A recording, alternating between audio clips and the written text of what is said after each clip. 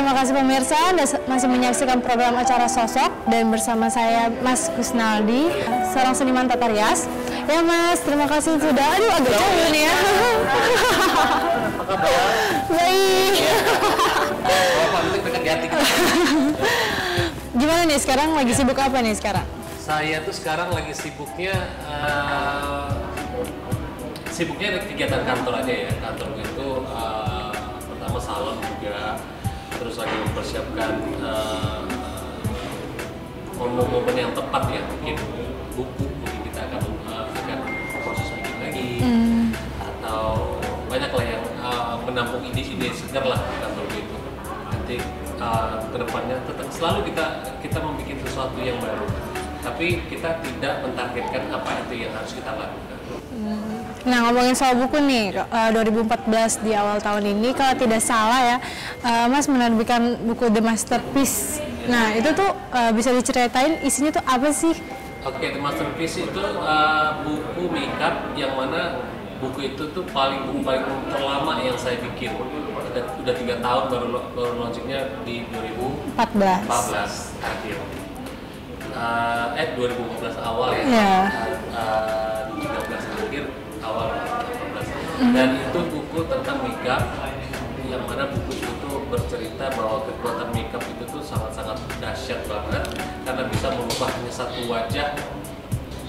Di buku itu bisa merubah karakter itu menjadi bermacam-macam, beragam-ragam gaya makeup, beragam-ragam gaya look dari si model itu sendiri. Dan itu juga berkisah tentang perjalanan Kusnaldi. Di situ bercerita sedikit lah, bernostalgia di situ dengan orang-orang yang pernah dekat sama saya, pernah melakukan sesuatu yang terbaik untuk hal positif di karir saya, gitu ya. Terus dan buku itu kenapa modelnya satu orang itu adalah sejarah buat saya. Ini yang pertama kali model yang saya lakukan untuk pemotretan untuk pas saya beranjak ke profesional. Nah, Mas, ngomongin soal perjalanan ya, kalau boleh tahu bisa diceritakan sedikit tentang perjalanan Mas sampai akhirnya menjadi seorang seniman tata rias. Yes. Saya itu tidak ada kepikiran karena saya itu basicnya perbankan sama atlet. Oh iya, atlet. Jadi saya sama sekali jauh dari dunia seni seperti itu, dan ternyata dunia seni itu atau bentuk bakat itu bisa diciptakan, bisa dibangun ya. Itu bakat itu bisa dibangun dan diciptakan. Itu kemauan dari orang-orang tersebut. Jadi jangan diperkirakan, oh kamu nggak punya bakat, kamu nggak punya talenta untuk itu. Padahal semua bisa dibangun kalau orang itu mau. Nah, saya lah salah satu orang yang mau untuk merubah sebuah perjalanan saya yang sebagai perbankan, saya kerja di bank. Saya juga sebagai atlet itu juga dan menghasilkan duit. Saya dulu ya bukan sebagai atlet ecek-ecek sih enggak ya. Jadi atlet apa Mas kalau boleh tahu? Atlet bulu tangkis, saya tingkat sampai tingkat dunia junior. Ya. Dan itu saya membolak-balikkan hidup saya dengan perjuangan yang begitu tidak, kadang-kadang orang tertawa malah dari mempermainkan hidupnya dia. Tapi ya menurut saya berangkat ke Jakarta dengan bermodalkan tekad untuk apa ada ya sisi yang bagus di Jakarta yang bisa saya dapatkan, tapi belum berpikir bahwa saya akan terjun ke dunia rias atau gimana. Habis itu suatu hari saya mengantarkan tante teman saya itu tuh pergi ke salon.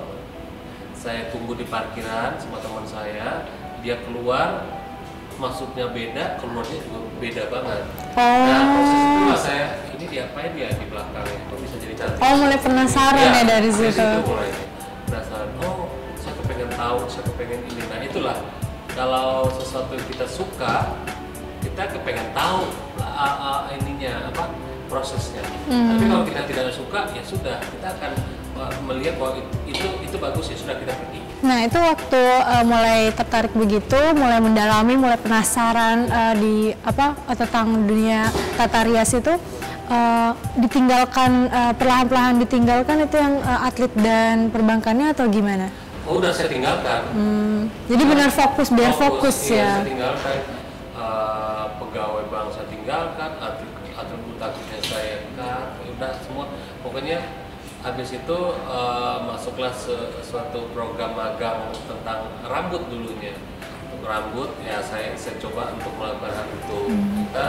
Terus setelah saya selesai magang, saya bekerjalah di sebuah salon kecil ya. Di situlah saya fokuskan, saya belajar makeup juga di salon itu juga. Terus saya kembangkan terus, ya kan? Nah, proses kita berkembang itu tidak boleh dicap bahwa kita itu adalah profesional makeup, belum.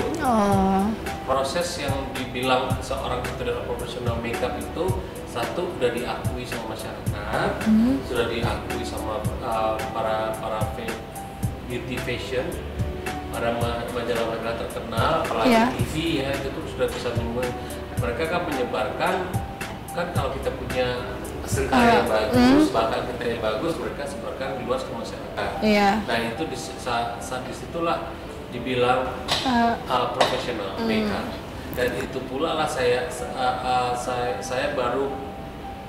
bilang bahwa saya itu adalah seorang makeup artist ya di buku saya terakhir. Di buku saya yang The Masterpiece of Makeup itu, ya kan, sementara saya sudah punya 9 buku.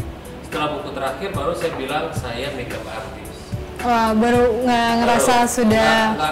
Kadang-kadang kan gitu, orang tidak boleh ngecap dirinya sedemikian cepat. Tapi itu pas awal untuk memutuskan ninggalin yang waktu jadi pegawai ini, terus jadi atlet juga, padahal juga udah udah mencetak kejuaraan gitu. Itu tuh tetap dapat support dari orang tua dan teman-teman di lingkungan sekitar. Jelas tidak dapat support karena saya kan dari daerah ya, di daerah yang mana seorang anak itu sudah dapat bekerja di bank aja itu udah cukup bagus banget dulu di pikiran orang-orang tua, dan kita tidak bisa melakukan hal-hal yang satu menyakitkan hati orang tua itu ya. Yang kedua kita itu harus melakukan yang terbaik buat diri kita juga. Itu yang kita itu sangat berjuang hal-hal seperti itu. Jadi jangan dilakukan hal-hal yang keduanya itu tuh apakah ini merugikan kita, apakah ini menyakitkan orang tua. Tapi saya Gus Naldi, saya sudah menyakitkan hati orang tua saya untuk menyenangkan jangka panjang hidup saya.